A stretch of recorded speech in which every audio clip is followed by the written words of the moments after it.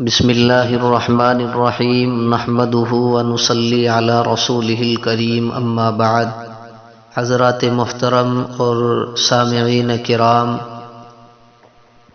جیسا کہ سلسلہ وار حضرات انبیاء کرام علیہم الصلاۃ والسلام کی مختصر زندگی کے حالات بیان کیے جا رہے ہیں، اب آپ کی خدمت میں حضرت صالح علیہ السلام جو نبی تھے اللہ کے، ان کے مختصر حالات بیان کیے جاتے ہیں۔ حضرت ہود علیہ السلام کی امت جو عاد کہلاتی تھی، وہ اللہ تعالیٰ کے عذاب سے ہلاک ہو گئی، اور اس میں کے باقی بچے ہوئے لوگ پھر آباد ہوئے، ان کی اولاد ہوتی گئی اور بڑھتی گئی، انہوں نے اپنا نام سمود رکھا۔ یہ لوگ بھی آہستہ آہستہ بت پرستی کرنے لگے اور برے کاموں میں پڑ گئے، تو اللہ تعالیٰ نے ان کے پاس حضرت صالح علیہ السلام کو نبی بنا کر بھیجا۔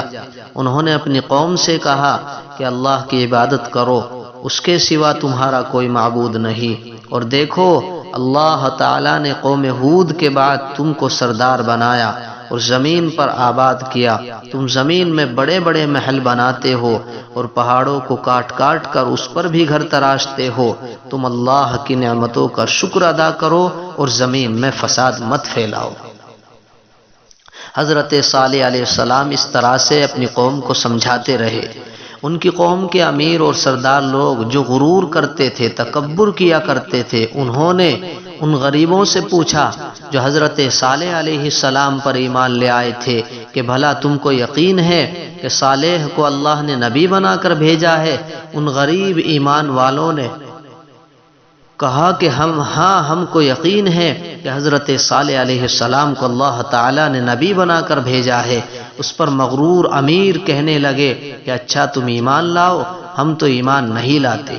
ان امیر لوگوں کو یہ تعجب ہوا کہ اگر اللہ پاک کسی کو نبی بنا کر بھیجتے تو ہم امیروں میں سے کسی کو نبی بناتے۔ حضرت صالح علیہ السلام برابر اللہ تعالیٰ کا پیغام ان کو پہنچاتے رہے، مگر کوئی ان کی نہ سنتا، بلکہ الٹا مذاق اڑاتے۔ بلکہ آخر میں ان لوگوں نے فیصلہ کر لیا کہ حضرت صالح علیہ السلام سے کہا جائے کہ اگر سچے نبی ہیں تو اس پہاڑ میں سے اونٹنی پیدا کر دیں، ہم آپ پر ایمان لے آئیں گے اور جانیں کہ آپ سچے نبی ہیں۔ حضرت صالح علیہ السلام نے اللہ سے دعا کی، اللہ تعالیٰ تو سب کچھ کر سکتے ہیں۔ اللہ تعالیٰ نے حضرت صالح علیہ السلام کی دعا قبول کی اور پہاڑی سے اونٹنی کو پیدا کر دیا، لیکن ان کی قوم یہ سچائی دیکھنے کے بعد بھی ایمان نہ لائی۔ یہ اللہ کی اونٹنی ایسی تھی کہ جس چشمے پر جا کر پانی پیتی تھی سب پانی ختم کر ڈالتی تھی۔ اب تو ان کی قوم کے لوگ اور بھی پریشان ہوئے۔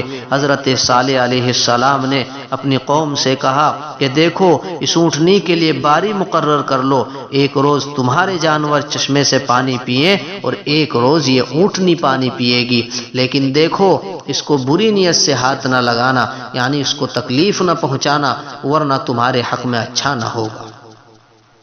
کچھ روز تک تو وہ اونٹنی کو حیرت سے دیکھتے رہے، آخر ان کی قوم کے چند لوگوں نے مشورہ کر کے اونٹنی کو مار ڈالا۔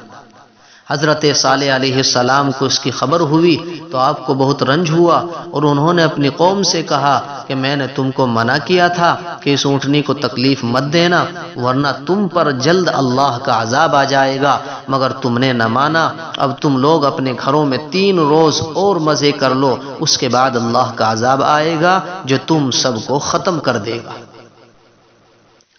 چنانچہ ایسا ہی ہوا، اللہ تعالیٰ نے حضرت صالح علیہ السلام اور ان لوگوں کو بچا لیا جو ایمان لے آئے تھے، لیکن جو لوگ ایمان نہیں لائے تھے ایک بڑی ہیبت ناک اور خوفناک آواز پیدا ہوئی جس سے وہ اپنے گھروں میں اوندھے پڑے رہ گئے اور مر گئے۔ ایسا معلوم ہوتا تھا کہ کبھی یہ یہاں رہتے ہی نہ تھے۔ تو میرے بھائیوں، اس قصے سے یہ بات پتہ چلتی ہے اور یہ ہمیں نصیحت حاصل کرنی چاہیے کہ جو لوگ خدا کے حکم پر نہیں چلتے اور پیغمبروں کا کہنا نہیں مانتے، ان کا یہی حال ہوتا ہے۔ اللہ پاک ہم سب کو اپنے عذاب سے بچائے اور اپنی اور اپنے رسول پاک صلی اللہ علیہ وسلم کی اطاعت نصیب فرمائے۔